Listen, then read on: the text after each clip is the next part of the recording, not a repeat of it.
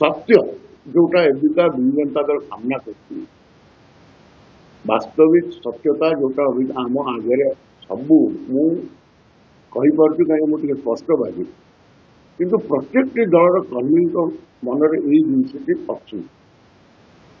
कि आम कोई भाव में परिचालित हो ये दल को परिचालना कर विभिन्न प्रश्न एवं सबुठ बड़ जो कथा मत सबुठ बेस भाविला मुझे जनता दल अनेक पद पदवी रखी मत गोटे यही पोजिशन देले दल में जार कौन माने ना convener senior citizen in the rank of vice president तेणु in the rank of vice president माने कौन वाइस प्रेसिडेंट नुह कि गोटे ब्यूरोक्रेटिक पोस्टिंग जमी गोटे निरामय योजना थे एडवाइजर दिखाई एडवाइजर निरामय योजना in the rank of secretary सी कौन सतर सेक्रेटरी ना सेक्रेटरी बेनिफिट पाइले कि से प्रकार बहुत उदाहरण अच्छी जो कॉर्पोरेशन जो चेयरमैन हमें गोटे कहुए in the rank of state minister एवं ये आउ गोटे कथा दुख देला आम सागर प्रसन्न आचार्य परी वरिष्ठ नेता यू सिंह परी फाउंडर मेंबर मान थे दल प्रश्नाचार्य यू सिंह से मूलरू दलर सीनियर वाइस प्रेसिडेंट थे जो दायित्व दिगला से लिखागला in the rank of vice president ताने सी वाइस प्रेसिडेंट ना दल मुझे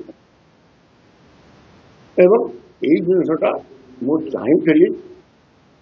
कि यही दुखटा को नवीन पट्टनायक मोर शुणु मत गोटे सुजोग दिंतु कहवाई कि यही पोस्टा जोटा सी मत दस्खत आम सब इन the rank of vice president अन्य मान अपॉइंटमेंट आउ क्या दस्खत प्रताप जेना कौट दस्खत कर किए कौन दस्खत कर नवीन पट्टनायक केवल दृष्टि मोर दलर से बहुत किसी दर्शाई